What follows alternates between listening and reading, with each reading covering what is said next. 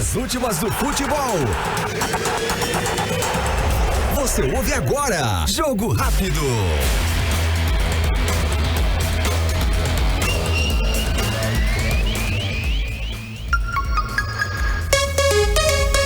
Muito bom dia, são 7h10 e está começando o Jogo Rápido desta quinta-feira, dia 31 de outubro, o último dia do mês de outubro, mês inclusive de celebração do centenário de Arapiraca. Um grande abraço para você que está nos acompanhando pela Rádio NN, também pelos nossos canais no YouTube, o NN Play, também o NN Play Esportes. Começando o programa de hoje trazendo informações do ASA com o nosso repórter Eduardo Cardial.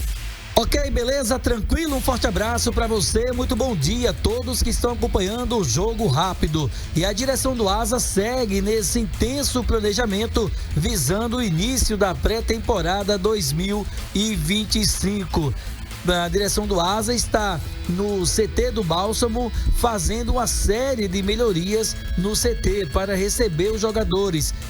Teve melhorias na parte do gramado, melhorias nos campos, no alojamento também, sendo reestruturado, já é bem estruturado, mas está passando por um processo de reestruturação ainda maior, justamente para que na próxima semana recebam os jogadores que estarão chegando para a realização da pré-temporada. O ASA que já começa a receber os jogadores e a pré-temporada é iniciada no dia 18, com uma data anterior a isso, ou seja, dia 11, 12 mais ou menos, os atletas já fazendo baterias de exames clínicos, laboratoriais, fazendo testes ergométricos, físicos, justamente para iniciar o trabalho de pré-temporada sob os cuidados do técnico Raniel Ribeiro. O ASA, conforme o presidente confirmou a nossa reportagem, pelo menos 4 amistosos. E segundo Rogério Siqueira, amistosos, não serão jogos treinos.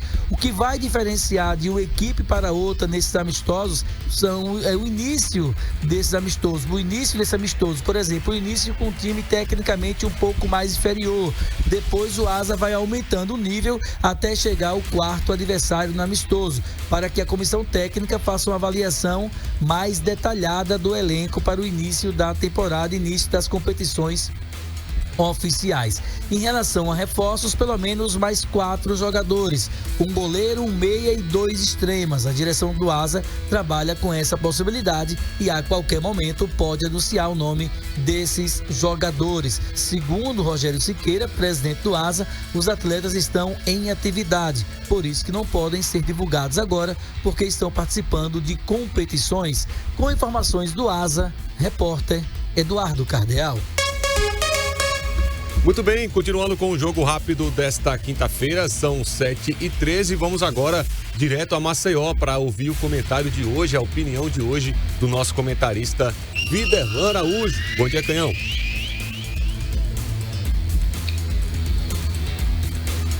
Olá, amigos da NN do Jogo Rápido, um grande abraço. Ontem nós discutimos, através de informações passadas durante o Futebol Show, sobre as questões eleitorais do CSE, sobre a questão estatutária, a nomeação, indicação, a aclamação e tudo aquilo que o CSE tem vivido em seus bastidores para a próxima eleição, ou para a continuidade ou não, para ser mais específico, do atual presidente Barbosa. Isso só expõe um aspecto em organização dos clubes de Alagoas que, para mim, não traz nenhuma surpresa. Estamos falando de clubes que precisam, sim, adotar suas medidas estatutariamente no aspecto profissional para poder pensarmos administrativamente em avanços do futebol de Alagoas. A distância que existe nas questões administrativas, nas gestões de CRB, de CSA, mesmo com todas as turbulências provocadas também por divergência de ideias e nos conflitos eleitorais das 2 maiores forças do futebol de Alagoas, acaba exigindo também o trabalho que precisa ser feito muito melhor em alguns clubes do interior do estado. Quando se trata do ASA, de equipes como o Murici, como o CSE, essas equipes elas têm apresentado evolução durante essas últimas temporadas e que trazem aspectos que são para seus torcedores a estimativa, indicativos de que esses times eles podem alcançar resultados expressivos a cada ano.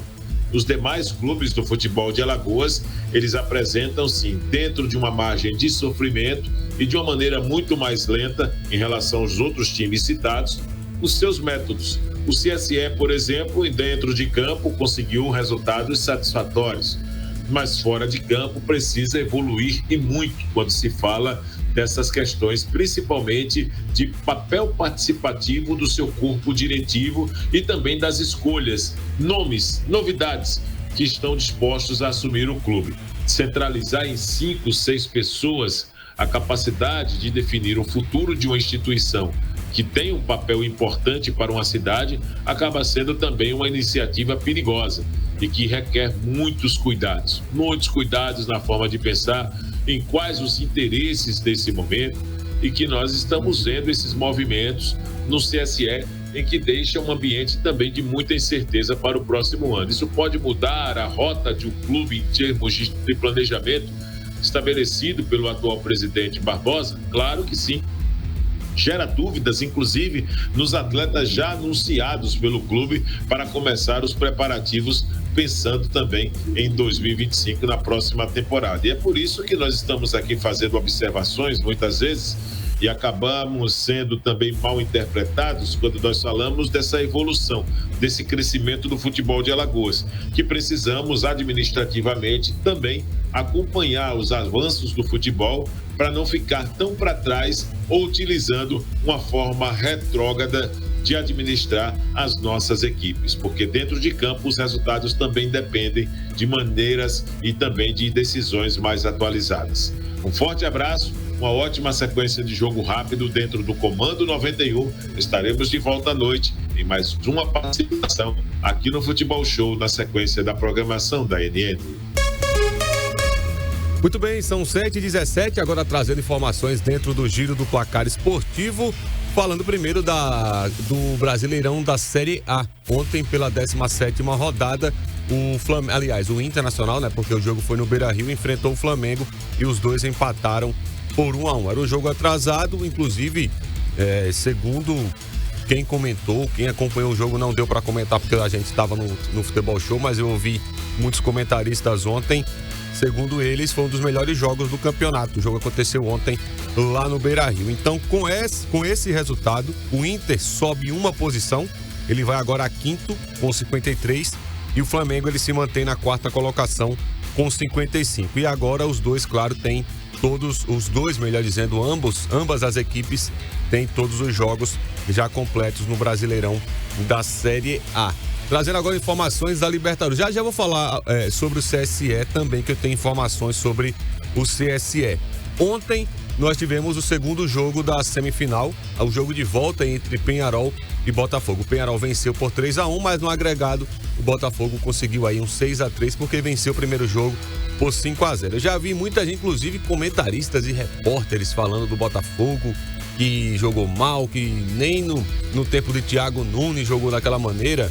Tem que entender que o Arthur Jorge colocou um time alternativo com jogadores fora de função, ou seja, não tem o entrosamento e o desenvolvimento de movimentos coordenados que o time titular tem. Então é natural. E principalmente, pode dizer que não, mas você com 5-0 no placar, você dá uma baixada na sua intensidade especialmente. Jogou bem o Botafogo? Não.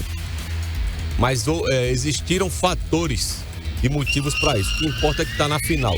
Primeira vez, inclusive, que o Botafogo chega à final da Taça Libertadores, e para o terror da Conmebol e dos argentinos, a final vai ser na Argentina. Atlético Mineiro e Botafogo no Monumental de Núñez. O jogo acontece no dia 30 de novembro, sábado, às 17 horas. Hoje também, pela outra competição continental, a Copa Sul-Americana, teremos o Racing recebendo o Corinthians. O primeiro jogo foi 2-2, então se for para pênalti, aliás, empate vai para pênalti. Quem ganhar passa para a final para enfrentar o Cruzeiro. O Cruzeiro que ontem venceu fora de casa o Lanús por 1-0 e está aí classificado para a final. A grande parte positiva, especialmente para o futebol de Minas Gerais, né? Tem o Atlético Mineiro jogando uma final de Libertadores e tem o Cruzeiro agora de volta a uma final internacional, que é a Copa Sul-Americana. Então, fortalecimento aí do futebol mineiro, especialmente do lado do Cruzeiro, que viveu todo aquele imbróglio de ficar na Série B por 3 anos, de ter todo aquele problema com a SAF, mas agora o time parece que volta a caminhar de forma correta. E aí, falando em caminhar, saindo de Minas Gerais, vindo para Alagoas, o Videllan Araújo trouxe em seu comentário, claro, o assunto CSE. Um assunto que, inclusive, vai dar muito pano para manga. Segundo informações, hoje, algumas pessoas da chapa da oposição, que é justamente do Antônio Berlino, ex-presidente, inclusive, do clube, e do Uruba, eles devem entrar em contato para que o que aconteceu ontem eu vou trazer aqui na íntegra, o CSE emitiu um comunicado, né? Foi um comunicado, não foi uma nota. Um comunicado informando que a atual gestão ela vai permanecer. E aqui, deixa eu colocar aqui, comunicado. O Clube Sociedade Esportiva informa a permanência do presidente José Barbosa para o biênio 25-26, 2025-2026, ao lado de sua vice-presidente Micaele Marques Monteiro e dos demais componentes da direção para o próximo período. O mandato já foi registrado e aprovado pelas federações competentes, a FAF e a CBF. E aí tem todo o final do comunicado, enfim, que não precisa ler aqui. A grande questão é a seguinte: a oposição diz que isso é irregular. E ontem no Futebol Show, o Jorge Moraes, nosso comentarista, e eu também, a pergunta era: quem autorizou e quem assinou essa ata para levar para a CBF e levar para a FAF? Porque a questão é a seguinte: o Clevone Henrique, agora há pouco, ele está fazendo isso desde ontem. Ele liga a bomba, deixa chiando e joga para o lado. Mas deixa eu explicar. O estatuto do CSE, ele não é respeitado desde que ele foi feito, desde que ele foi criado. É a constituição do clube que todo mundo passou por cima. Todo mundo. Não só essa gestão. Inclusive, o Barbosa, ele vem através de uma indicação. Ele era vice-presidente do Antônio Berlino, que desiste de ser presidente em 2019, e o Barbosa assume. Ou seja, foi indicação também do gestor da cidade. Isso aí eu nunca vi na vida, mas é o CSE que acontece. E a parada é a seguinte: segundo o próprio estatuto, o conselho, ele deve vir através de 30 sócios. 15 efetivos, 15 suplentes. E vem daí a probabilidade e o rito, melhor dizendo, do estatuto, que o Conselho Deliberativo que tem que escolher a direção executiva. Para quem está acompanhando, especialmente para o torcedor do Asa, é como acontece aqui em Arapiraca no Asa, por exemplo, o estatuto. O Conselho que vai definir quem é a direção executiva. Só que isso não é respeitado. Isso não é respeitado há muito tempo. E o que a oposição, após esse anúncio da ata, diz é que existem irregularidades a partir do momento que não teve eleição. Mas a própria oposição e a situação nunca tiveram esse entendimento de fazer o que o estatuto manda. Ou seja, um lado está errado, o outro lado está errado, porque não se cumpre o estatuto. Então, a pior parte ainda é essa aqui, ó. Procuraram, nos últimos dias, ex-presidentes, ex-diretores, ex-pessoas que fizeram parte do CSE desde 97 para cá, que foi quando mudou o CNPJ. E aí, 10 pessoas ficaram nessa lista. 10 pessoas para votarem. Só que, pasmem, 3 faleceram. Então, sobraram 7 para votar. É o CSE. CSE que, infelizmente, vive essa bagunça, mas é um motivo. Tem um motivo da bagunça, né? Tem um motivo da bagunça. O não cumprimento do próprio estatuto. Pegaram o estatuto e rasgaram há muito tempo.